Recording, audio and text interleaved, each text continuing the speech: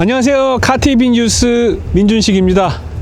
유틸리티 차량이란 것은 다재다능한 차량을 뜻하는 것이죠. 지금 이렇게 커다란 보트를 끌고 갈 수 있을 정도로 다재다능한 차가 나와 있습니다. 기아의 타스만입니다. 기아가 처음으로 만드는 픽업 트럭입니다. 그것도 2008년 모하비가 나온 이후 17년 만에 처음으로 프레임 바디 온 프레임 방식의 정통 픽업 트럭을, 정통 유틸리티 차량을 기아에서 내놨습니다. 기아 타스만 어떤 차일까요? 함께 만나보시죠.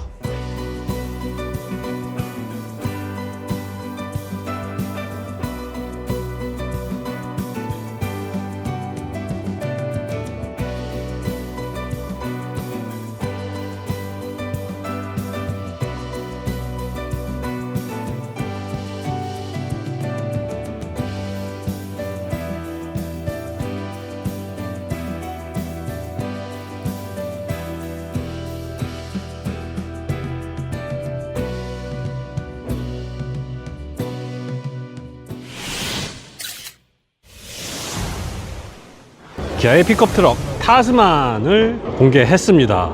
테크데이입니다. 뭘 공개했냐면요, 기술을 공개했습니다. 그래서 프레임 바디온 프레임이라는 그 독특한, 우리나라에 별로 없는 그 차체에 대한 설명을 굉장히 자세하게 해줬고요. 지금 이게 타스만의 프레임입니다. 그리고 그 바디온 프레임 바디의 단점을 어떻게 극복했는지에 관한 설명을 많이 했습니다. 그와 함께 아무래도 오프로드를 또 개념으로 해서 만들었으니까 이렇게 오프로드 특화 사양에 대한 설명도 있었고요. 근데 제가 지금 가장 관심이 있었던 부분은 사실 이 바디온 프레임 방식의 단점을 어떻게 해결했느냐입니다. 지금 이 프레임을 보고 계시는데요, 이 프레임에는 고무 부싱을 통해서 차체에 연결되도록 되어 있습니다. 그래서 지금 요 부분부터 저 앞쪽까지는 엔진룸과 차체, 그러니까 승용차 부분이 연결되는 부분이고, 이 뒷부분은 바디 적재함입니다. 적재함이 연결되는, 그래서 그 두 부분 나뉘어져 있고요. 그래서 이 적재함은 여기 보이시죠? 이 브라켓을 통해서 볼트를 박아서 그냥 바로 직결을 하는데, 사람이 들어가는 이 바디는, 캐빈은 부싱이 들어가야 됩니다. 왜냐하면 이제 진동 소음을 좀 덜 전달을 시켜줘야 되거든요. 그래서 이 부싱 들어가는 접점 포인트가 6개가 있습니다. 앞에 2개가 있고, 그리고 사람이 앉는 부분 캐빈에 4개가 있습니다. 그 부싱이 좀 다르다고 하는데요. 네, 지금 보시는 이 마운팅 부싱, 이게 분리형 마운팅 부싱이라고 하는데, 이게 그 트럭 바디온 프레임 바디 차들이 주로 채용하던 방식입니다. 이게 모하비에도 이 부싱이 6개가 들어갔었죠. 그런데 지금 그 그러니까 캐빈 부분, 사람이 앉는 그 캐빈 부분에 들어가는 부싱을 이렇게 일체형으로 바꿨습니다. 일체형 마운팅 부싱인데요, 이거가 아래 위 상하 진동과 좌우 진동, 그리고 트위스트 진동의 그 강도, 흡수 강도를, 고무의 강도를 자유자재로 조절할 수가 있다고 하거든요. 그래서 우당탕 거리는 여진을 막아주기 위한 트위스트 강도, 좌우 강도는 좀 강하게 하고, 그리고 진동과 소음을 막아주는 상하 진동을 흡수하는 거는 또 무르게 해서 자유자재로 세팅을 했다고 합니다. 그래서 기존 그 프레임 바디의 장점인 진동 흡수력과 함께, 그리고 우당탕, 그 여진이 남는 거를 제어를 할 수 있었다고 하거든요. 이 부분이 얼마나 좋아졌을지 한번 시승을 통해서 알아보려고 합니다. 네, 서스펜션 얘기를 이제 했으니까 쇼크업서버 얘기도 해야 되겠죠. 하이드롤릭 리바운드 스토퍼라는 게 있습니다. HRS라고 하는데, 이게 요즘 승차감 좋은 차들엔 다 들어가는 특화 기술이긴 합니다. 리바운드, 그러니까 쇼크업서버가 늘어날 때 갑자기 다 늘어나가지고 쾅 하고 때리면 그 임팩트 충격음이 오거든요. 바퀴가 똥 하고 떨어질 때. 그걸 막기 위해서 여기 이렇게 스토퍼가 있는 겁니다. 여기에 유압이 들어가기 때문에 그 유압으로 인해서 약간 저항을 걸어줘서 쾅 하고 다 떨어지지 않고 좀 슬슬 떨어지게 해주는 장치입니다. 승차감 개선이 굉장히 도움이 많이 되고요. 주파수 감응형이라고 되어 있습니다. 네, 주파수가 그러니까 자잘한 진동, 그러니까 작고 빠른 진동이 있을 때는 더 잘 움직이게 해서 잔진동을 흡수해주고, 큰 한 번의 충격은 감소력을 세게 해서 출렁거림을 막아주는 그 방식이죠. 이 부분이 굉장히 요즘 많이 쓰이고 있는 쇼크 옵서버입니다. 2.5 터보 엔진 보고 계십니다. 281마력, 43토크. 네, 남자는 핑크, 빨간색 냉각수가 들어가 있는 빨간색 냉각수가 여기도 있고 여기도 있습니다. 냉각수통이 왜 두 개지? 하고 본 순간 저 밑에 보이는, 네, 제가 손가락을 넣어서 확인해 드리겠습니다. 네, 요겁니다. 요거. 네, 요게 뭐냐면요, 인터쿨러입니다. 인터쿨러가 여기 있는 이 냉각수를 통해서 흡입 공기를 냉각시켜주는 순행식 인터쿨러가 달려 있습니다. 원래 현대 기아 그 2.5 엔진이 제네시스를 빼놓고는 공냉식이었거든요. 그래서 라디에이터를 밖으로 빼서, 그러니까 터보 차저에서 흡입된 압축된 공기를 앞으로 빼서 여기 앞에 커다란 라디에이터로 식혀서 다시 호수를 빼서 이렇게 안으로 넣는데, 지금 이게 순행식 인터쿨러 방식으로 바뀌었습니다. 그래서 앞으로 빠지지 않고 바로 요 앞에 조그만 라디에이터가 있는데 여기에 물이 들어가는 거죠. 찬 물이 들어가서, 냉각수가 들어가서 들어가는 흡입 공기를 식혀서 엔진으로 넣어주는 방식이 되겠습니다. 순행식 인터쿨러가 이렇게 좀 안에를 컴팩트하게 할 수 있고, 그리고 그 파이프의 길이를 줄일 수도 있고, 그러면서 늘 일정하게 냉각 성능을 유지할 수 있어서, 왜냐하면 흡입되는 공기, 엔진으로 들어가는 공기가 차가울수록 이 엔진 힘이 많이 나고 효율이 높아지거든요. 그래서 이 순행식 쿨러를 이 고급 차일수록, 고성능 차일수록 많이 쓰는데, 타스만에도 그 순행식 냉각수가 들어가는 순행식 인터쿨러가 쓰였음을 알 수가 있겠습니다. 저는 지금 타스만의 뒷자리에 탑승해 있습니다. 오늘 저와 함께 촬영을 도와주러, 그리고 같이 취재를 하러 나온 그 인코랩 TV의 김승철 대표가 운전을 좀 맡아주시게 되겠고요. 처음에 저는 뒷자리에 좀 앉아보려고 합니다. 타스만 그 인테리어의 그 완성도가 굉장히 높습니다. 일단 그 기아가 요즘 밀고 있는 그 새로운 인터페이스, 그 인테리어 레이아웃을 그대로 좀 적용을 했습니다. 인포테인먼트, 내비게이션, 중간에 공조기, 그리고 계기판 클러스터. 그리고 이게 이 방식이 EB9에 처음 적용돼 가지고 나왔었는데, 그때 얘기가 스티어링 휠에 가려져서 공조기가 안 보인다, 그렇게 돼 있었는데, 지금 공조기 중에서 이렇게 오른쪽에 키 스위치들이 있죠. 뭐 디프로스트라든지 내부 순환이라든지 오토 기능, 이런 그 키 스위치를 오른쪽에 해놔서 이게 운전석에서 바로 보입니다. 그렇기 때문에 스티어링 휠에 가리지 않고 보이기 때문에 조작을 하기가 편하다는 거, 이런 좀 장점이 있겠고요. 네, 터치 방식의 숏 메뉴, 그리고 아래에 토글 스위치가 있어서 조절할 수 있고, 내비를 스크린을 통해서 조절할 수 있고, 공기 나오는 루버를 이렇게 패턴 벌집 모양으로 해놓은 거, 이건 좀 혼다에서도 봤었던 건데 요 기능이 있고, 가운데에는 천으로 인서트 마감, 하만 카돈 오디오 이제 8스피커 시스템이 있고요. 소소한 디테일이 있는데요. 일단 트럭이 이렇게 디테일, 인테리어 마감이 고급스럽다? 이것도 참 특이하고요. 물론 이제 플라스틱이 곳곳에 쓰이긴 했지만, 보는 질감이나 촉감이 나쁘지 않습니다. 그리고 이렇게 엠보싱을 넣어 놓은 금속재 핸들, 이것도 참 튼튼한 느낌을 주죠. 이런 게 좀 특이하고요. 고급스러운 스티치가 들어가 있고, 인조가죽 시트인데 뭐 거의 천연가죽에 버금갈 만큼 굉장히 고급스럽습니다.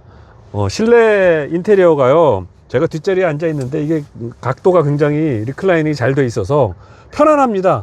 그러니까 보통 이런 트럭 뒷자리에 앉으면 이렇게 걸터 앉는 느낌, 불안한 느낌인데, 얘는 굉장히 편안하게 안락한 소파에 앉은 느낌을 주기 때문에 엉덩이와 허리를 잘 받쳐줘요. 그래서 굉장히 편안할 것 같아요. 출발하겠습니다.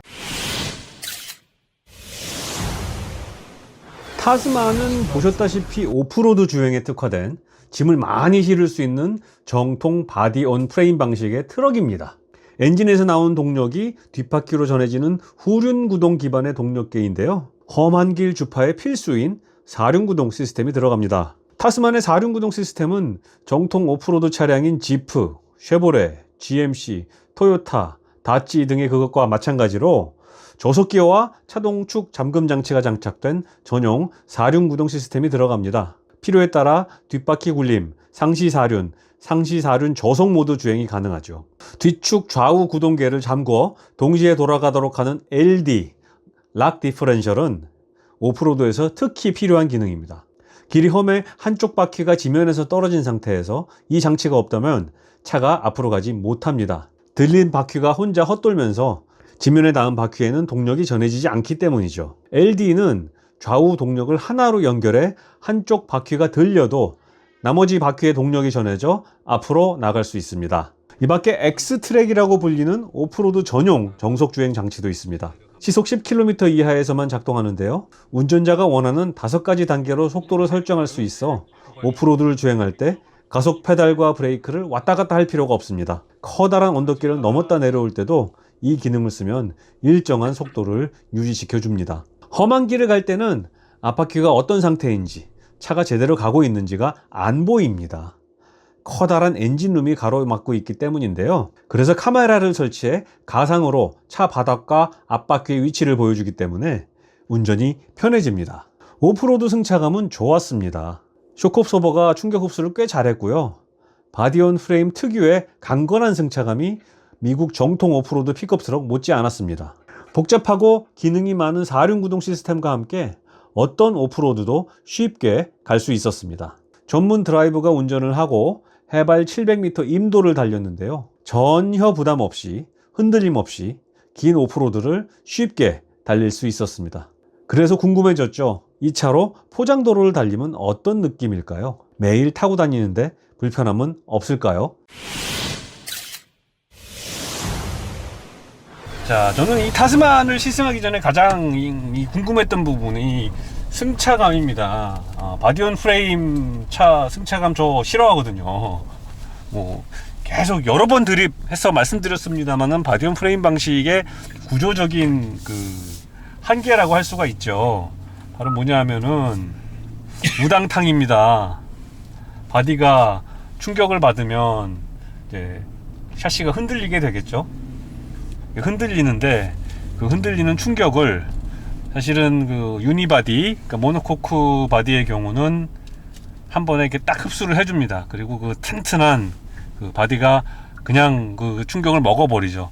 근데 바디온 프레임 방식은 바디가 전체적으로 2개로 되어 있습니다. 그 단단한 그 프레임, 사다리꼴 프레임이 있고 그 위에 저희가 있는 이 캐빈, 그리고 이 차의 경우 이제 트럭이니까 적재함 이렇게 올라가게 되는데, 그러다 보니까 이제 이 차의 경우 이제 3조각의 바디인데 얘네들이 다 따로 놀게 되는 겁니다. 충격을 받았을 때.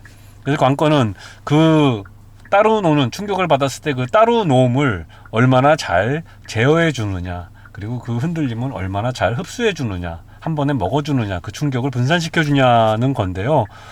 결론부터 말씀드리자면 모노코크 바디 승용차보다 좋다고는 절대로 말씀을 드릴 수가 없겠습니다. 분명히 2차 진동이 3차 진동이 생기고요. 다만 그 기분 나쁜 그 잡진동, 잔진동을 얼마나 빨리 흡수해 주느냐, 아니면 이렇게 차체가 이걸 분산시켜 주느냐, 이제 이게 관건이 되겠는데, 그 부분에 있어서는 지금까지 타봤던 국산 SUV 그 트럭 중에, 픽업 트럭 중에서는 꽤 잘하지 않나 하는 생각이 듭니다. 급가속을 한번 해보겠습니다. 왼쪽 차로를 이용하세요. 5km 이상 직진하는 구간입니다. 2.5 엔진 4기통, 그러니까 고배기량 4기통, 그러니까 기통당 최적이 큰 엔진 특유의 호쾌한 우왕 소리와 4기통 엔진 특유의 그 재봉틀 박는 미싱 소리와 기계음이 많이 들렸고요. 다행히 부밍음이라고 하죠. 이제 4기통 엔진이 고 RPM에서 부밍음이 많이 생기는데, 그 부분은 이 엔진이 그 밸런스 샤프트가 들어가 있기 때문에 그 부분은 잘 좀 제어가 되는 것을 알 수가 있었고, 힘센 엔진이 왕 하면서 움트림을 치고 있다 하는 거, 프레임 바디 위에서 놀면서 움트림을 치고 있다, 이런 느낌이 들었고요. 트랜스미션 반응은 트럭의 특성상 스포티하게 막 확 기어를 바꾸는 건 분명히 아니었고요. 지금 에코 모드에서 제가 풀가속을 해봤었는데 부드러움 쪽, 천천히 기어를 바꾸는 쪽에 좀 초점을 맞춘 것으로 보입니다. 그래서 드라이브 모드를 좀 바꿔볼게요. 노멀 모드에서는 조금 더, 이때는 조금 그 승용차처럼 반응하는 게 있고요. 가다가 스포츠 모드도 한번 해보겠습니다. 일단 노멀 모드만 들어가도 벌써 그 변속기가 지금 저단 기어를 오래 잡으려고 하는 그런 경향을 보이는 게 약 분명히 있고요. 600m. 평균 시속 80km 네. 단속 구간 구간이 주행 있고, 중입니다. 네, 스포츠 모드에서는 확실히 그 변속도 조금 더 공격적으로 하는 편이고요. 전체적으로 그 파워트레인 반응이 나쁘지 않습니다. 근데 제가 생각하는 좀 아쉬운 점이라고 하면은 이 차의 그 8단 변속기의 기어비가 처음에 초기에 1, 2, 3, 4단은 너무 느슨합니다. 그러니까 좀 기어비가 늘어졌다는 뜻이죠. 그러니까 다른 8단 변속기 차의 1단보다 1단이라면 이거는 1.5단이라고 보시면 될 것 같아요. 그런 식으로 좀 너무 느슨했다가 또 5, 6, 7, 8단은 또 너무 촘촘하게 돼 있고, 그래서 저속에서의 그 중저속에서의 리스폰스가 상대적으로 조금 아쉽다는 느낌이 듭니다. 부드럽기는 한데 이렇게 좀 언덕길 올라갈 때나 좀 큰 급가속이 필요할 때 거기서 그 기어 각 단의 그 기어 사이에 그 거리가 멀다 보니까 이게 촘촘하게 이렇게 차곡차곡 좀 열심히 반응하는 게 아니고 그냥 순전히 엔진 힘으로 좀 밀고 가는 그런 느낌을 준다는 아쉬움은 있습니다. 자, 다음은 소음 얘기입니다. 바디온 프레임 바디는 노면 소음 억제에 아주 강한 큰 장점을 가지고 있습니다. 왜냐하면은 그 단단한 그 프레임 위에 이 차의 경우 6개죠. 6개의 부싱으로 이게 차체가 분리가 되어 있기 때문에 바닥에서 바퀴에서 전달되는 진동 소음이 프레임을 거쳐서 그 부싱에서 흡수가 많이 돼 버리거든요. 그렇기 때문에 이 캐비드로 그게 안 올라옵니다. 그래서 이런 노면 소음 면에서는 바퀴 굴러가는 소리는 굉장히 조용하다고 할 수가 있겠습니다. 물론 고속도로에서 속도를 좀 많이 올리게 되면은 뭐 똑같이 그런 소음이 들어오게 되는데, 그러니까 일상 영역에서 가장 많이 쓰는 속도죠. 한 60에서 시속 60에서 80km 정도의 속도에서는 더할 나위 없이 조용하고 편안합니다. 이런 부분이 또 이 프레임 바디의 장점이 되고, 이런 부분이 또 프레임 바디를 좋아하는 팬들이 생각하는 장점이고 좋아한다, 그리고 뽑거든요 이거를. 그 부분은 월등하다 이렇게 좀 볼 수가 있겠습니다.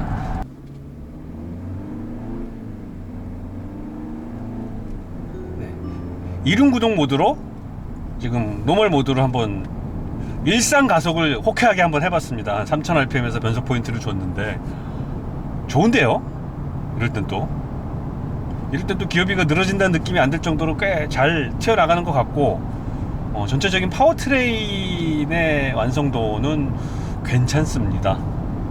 엔진 뭐 소음 MVH도 나쁘지 않고, 이렇게 풀가속을 하면은 공기 빨아들이는 샥 소리가 좀 들리는 건 있습니다. 이 현대 기아 터보 엔진의 좀 종특이기도 하지요.